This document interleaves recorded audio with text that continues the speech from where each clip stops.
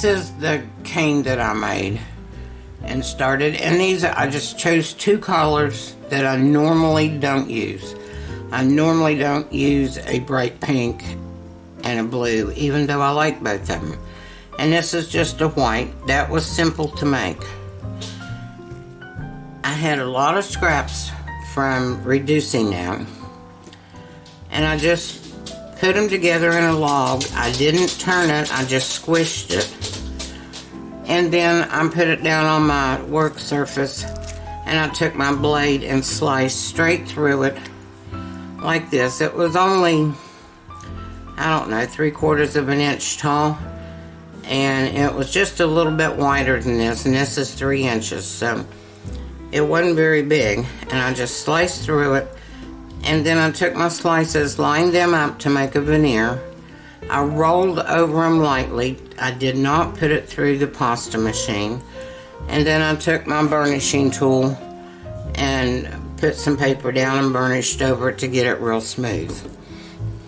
This is the front side, and this is the back side. And the good thing about this, I liked both sides, so I didn't really want to, and I don't know what this is rolled to. It's probably a 3 or a 4 on my Atlas, because it's done with a little roller. So I don't have a setting on a pasta machine for that, but it's thick enough to make earrings out of. I want to show you how thin this is. This is Primo translucent, and it does have a little bit of yellow in it, but since this is a blue pink and a blue blue, I'm thinking that when I put this on the back of here and cut out my jewelry pieces, it's going to show a little bit more clear. And this is how thin. This is a number 8 on my Atlas. It's like tissue paper thin. Okay, this is the side I want to use. So I'm gently going to put this on top of my translucent, because I feel like it just needs a little bit more of a backing. And I didn't want to use either of my collars as a backing, because I wanted the back to show through as this design. So this is what we have on the back. Let me cut off the extra.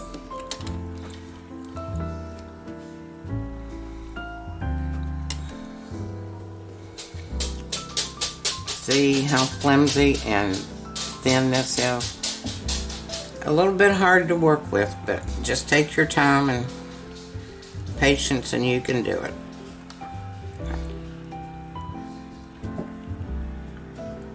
It likes to stick everywhere. That's why I put it on that press and seal, so I could handle it better coming out of the pasta machine. I want to make sure there isn't any air bubbles. And I see one right here. So I'll make a little slice. Work that out.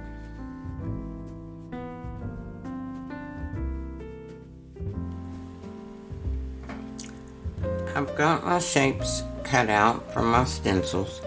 We use this little.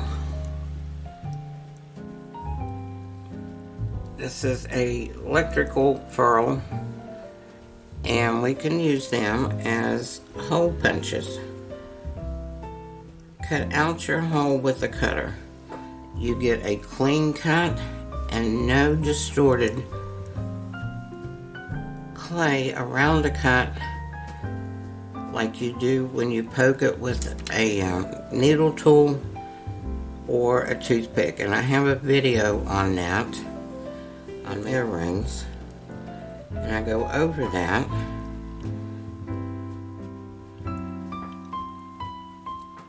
And I think I will use a little bit larger one on the pendant, because I'm thinking I'm going to hang butterflies off of the jump ring with these. And I will put it right up here on top.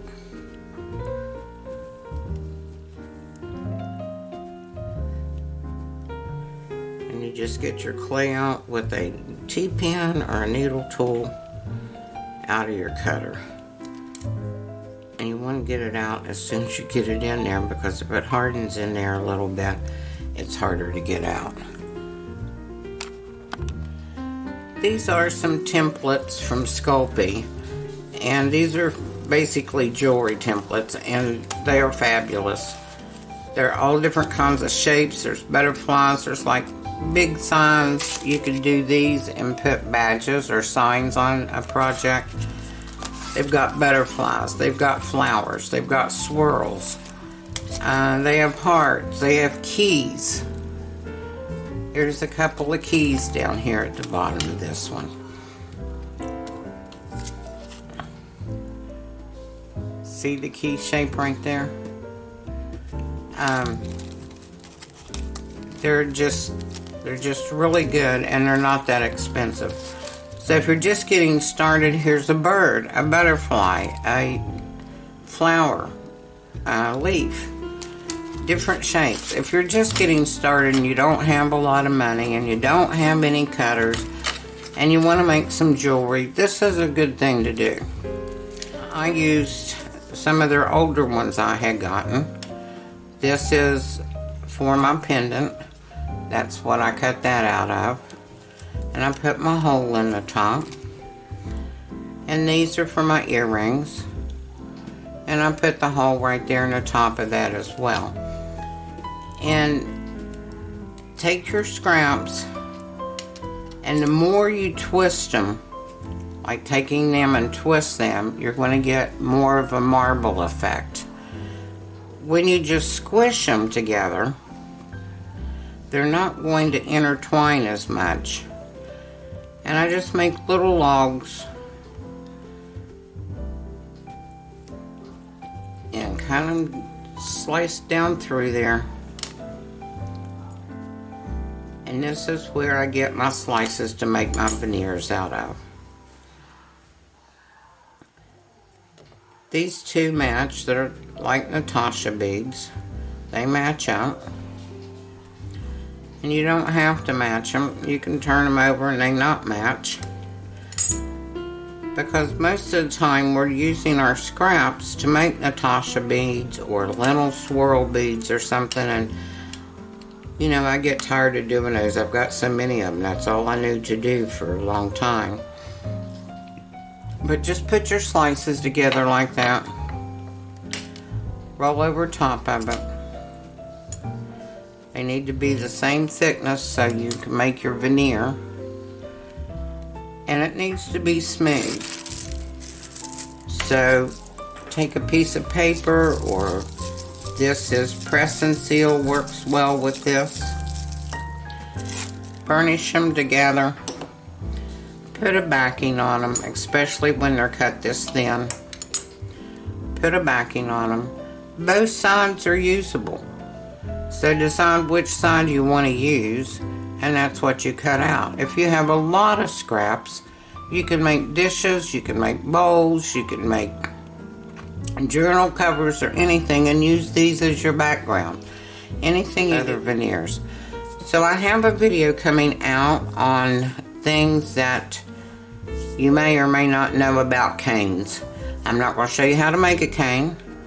I'm just going to give you some tips and hints that Teresa Salgado gave me when I first started caning and actually made a cane, which was a while. It takes practice. Don't think you're going to get it right off the bat.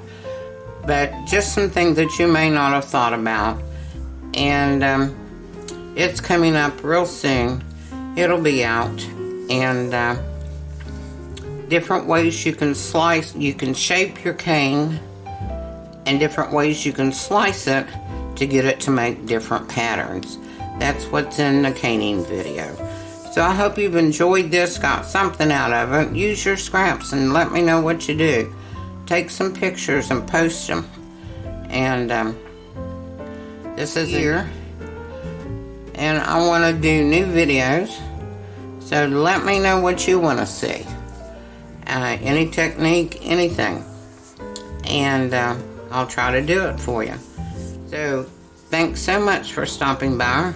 So I hope you enjoyed this one. Blessings.